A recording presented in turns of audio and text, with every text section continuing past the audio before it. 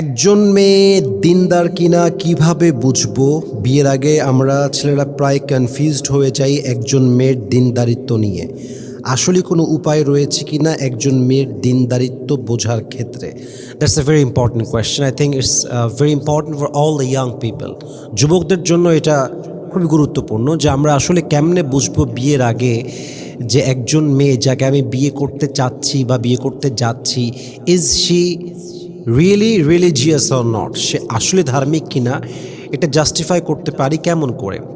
First of all আমি বলবো, দেখেন, একটা মানুষকে আলটিমেটলি সে যে আসলে চরিত্রবান এটা কখনো পরিপূর্ণ জাস্টিফাই করা যায় না। বাট ইয়েস, বেসিক কিছু সিস্টেম আছে, কিছু জিনিস আছে, কিছু সাইন আছে যা আপনি ফাইন্ড আউট করার মাধ্যমে এটা ডিসাইড করতে পারবেন যে আসলেই সে চরিত্রবান হতে পারে কিনা। বাট ফাইনালি করা আমার কাছে মনে হয় কিছুটা টাফ হতে পারে। বাট মোটামুটি একটা আইডিয়া নেওয়া যেতে পারে যে আসলে এই মেয়েটা চরিত্রবান হবে কিনা। প্রথমত আমি বলতে চাই যে একজন মেয়ে চরিত্রবান কিনা, আসলেই দিনদার কিনা বোঝার জন্য first of all you have to look at her family. পরিবারটা দেখবেন, তার মা কেমন, দ্যাট রিয়েলি ম্যাটার্স। একজন মা যদি চরিত্রবান হয়, আদর্শবান হয়, দিনদার হয়, 90% কিংবা তার চেয়ে তো বেশি পার্সেন্টেজ রয়েছে বা আশঙ্কা রয়েছে, পসিবিলিটি রয়েছে যে মেয়েটা ভালো হবে। বেশিরভাগ ক্ষেত্রে মায়ের আদর্শেই কিন্তু একজন মেয়ে আদর্শবান হয়। মা যদি হয় বেপর্দা, বেশিরভাগ ক্ষেত্রে দেখবেন মেয়েটাও বেপর্দা। দেখবেন মা যদি হয় হেজাবওয়ালি, নিকাবওয়ালি, বেশিরভাগ ক্ষেত্রে দেখবেন মেয়েটাও হয় হেজাবওয়ালি কিংবা নিকাবওয়ালি। তো মায়ের অবস্থানটা আসলে কেমন, মায়ের চারিত্রিক অবস্থানটা আসলে কেমন, মায়ের চলাফেরা কেমন। হ্যাঁ, ইন সাম কেসেস হতে পারে যে মা চরিত্রহীন বা বেদিন, মেয়েটা অনেক ভালো, এটা হতে পারে। বাট আমি একটা ওভারঅল আইডিয়া দিচ্ছি যে মা যদি ভালো হয়, বেশিরভাগ ক্ষেত্রে মেয়েটাও ভালো হয়। ইভেন পরিবারের খালা কেমন, মামি কেমন, ওদের আপনজনরা কেমন, ওদের পারিবারিক অবস্থানটা আসলে কেমন, নামাজি আছে কিনা, তাদের মধ্যে দিনদারিত্ব আছে কিনা, মায়েরা পর্দা করে কিনা, খালাদের মাঝে পর্দার গুরুত্ব আছে কিনা, ওভারঅল যদি আপনি জাস্টিফাই করতে পারেন, পরিবারটাকে দেখে আপনি একটা আইডিয়া মাথায় নিতে পারবেন যে এই মেয়েটা is she really religious or not. মোটামুটি একটা আইডিয়া বোঝা যায়, কারণ পরিবারের শিক্ষাটাই আসল শিক্ষা। পরিবার যেমন হয়, পরিবারের সন্তানরা বেসিকলি তেমনই হয়। এটা হচ্ছে ওভারঅল একটা সিস্টেম, এক নাম্বার কথা। দুই নাম্বার আমি বলবো যে আপনি মেয়েটার বান্ধবীদের দিকে তাকান, যে কাদের সঙ্গে সে আসলে ওঠা বসা করে, মেশে। দেখবেন যে যেমন হয় তার বন্ধু তেমন হয়। আপনি বিড়িখোর হইলে দেখবেন আপনার বন্ধু বিড়িখোর। আপনি বেনামাজি, দেখবেন বেশিরভাগ ক্ষেত্রে ওর বন্ধুরাও বেনামাজি। যে যেমন হয় সে আসলে তেমন মেয়ে খুঁজে বের করে। যেই মেয়ের চরিত্র যেমন হয়, ও ওই চরিত্রের মেয়েকে খুঁজে বন্ধুত্ব করে। সব ক্ষেত্রেই সেম তা বলবো না, বাট ওভারঅল এটাই ঘটে। It happens maximum time. তো মেয়েটার বান্ধবীরা আসলে কেমন, ওরা কীভাবে চলে, ওরা পর্দায় চলে কিনা, ওদের ক্যারেক্টার কেমন, ওদের হিস্ট্রি কেমন, ওদের চলাফেরাটা আসলে কেমন, এটা বুঝতে পারলে আপনি একটা আইডিয়া নিতে পারবেন যে এই মেয়েটা আসলে কেমন হতে পারে। যদিও বা এটা 100 সঠিক হবে তা না, মাঝে মাঝে আমাদের অনেক বন্ধু খারাপ হয়, বাট আমরা ভালো হতে পারি।